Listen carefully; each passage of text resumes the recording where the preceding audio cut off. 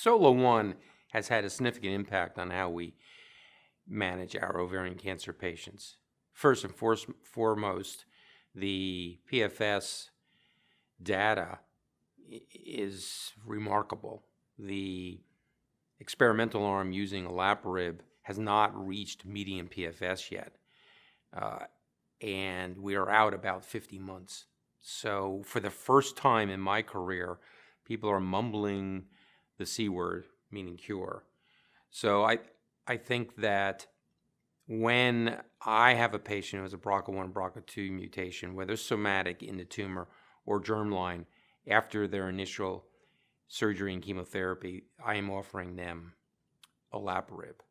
For patients who are newly diagnosed, they are eligible for olaparib maintenance if they have advanced disease, so stage 3 or stage 4 cancer, if they have a deleterious BRCA mutation, and that can either be germline or somatic, and if they have a response to upfront chemotherapy. Those are patients, and they have adequate blood counts, and they don't have any evidence of AML or MDS. Those patients are eligible to receive olaparib. SOLO-1 results have also changed the way we've managed genetic testing of our patients. As I said previously, we believe all ovarian cancer patients should be sequenced, tumor and germline. Despite that, and despite the fact that SGO and ASCO and IGCS all recommend this, we are only sequencing 30 to 40% of our patients. SOLO-1 has actually changed that, because SOLO-1 has provided evidence that for those patients who have abnormalities in BRCA1 and BRCA2, you can now offer an effective additional therapy. We have noted that investigators are more inclined to do the right thing, which is sequence both the germline and somatic mutations.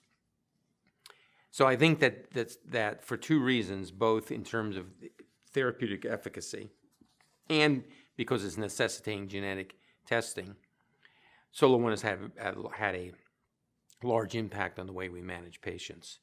Ultimately, there may be, this may have consequences down the line, because patients getting into their second remission may have already had olaparib and PARP inhibitors, and so we probably will begin to see a larger proportion of our patients who have PARP resistance.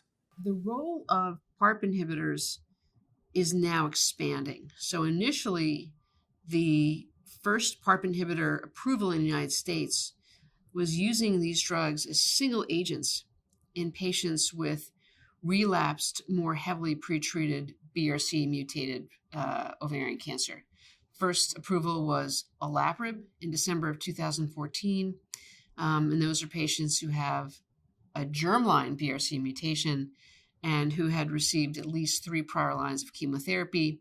Rucaparib was second for patients who either had a germline or somatic BRCA mutation and have received 2 lines or more of prior chemotherapy. The second approval came with maintenance therapy, and now we've got 3 maintenance drugs: olaparib, niraparib, and rucaparib. And then thirdly, with the publication and presentation of the SOLO-1 results, women with newly diagnosed advanced stage BRCA mutated ovarian cancer who are in response to chemotherapy can receive olaparib as maintenance. Now, I think with the use of PARP inhibitors really infiltrating how we manage upfront ovarian cancer, at least right now for those who have patients who have BRCA mutated cancer, I think how we use PARP inhibitors in recurrence, if those patients do recur, is an evolving field. So if patients have a certain duration of time off the PARP inhibitor and we reuse it again, we'll have to see the efficacy through clinical trials. Should we be using PARP inhibitor combinations? So PARP inhibitors combined with anti-angiogenic medications, PI3 kinase medications, immunotherapy drugs.